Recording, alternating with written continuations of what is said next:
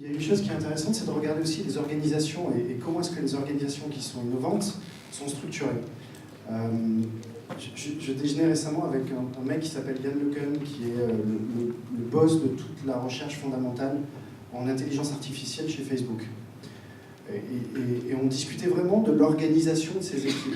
Et c'est pas pour faire du jeunisme, mais il avait une réflexion qui était très vraie, qui était de dire l'immobilisme n'est qu'un facteur de l'expérience.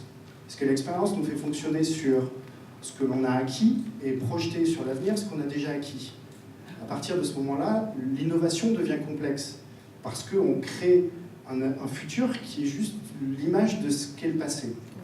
Et donc, il y a une nécessaire utilité d'avoir systématiquement dans toutes les organisations des gens qui n'ont peu ou pas d'expérience, qui ont peu ou pas de passé, et qui peuvent justement poser toutes les questions et ouvrir tous les futurs. Alors, ça ne veut pas dire que ce sont eux qui sont à la fois jugés partis, mais avoir des gens d'expérience qui gèrent des équipes beaucoup plus jeunes et beaucoup plus dynamiques, qui sont beaucoup plus en disruption, et je pense quelque chose de totalement fondamental quand on essaye d'être disruptif.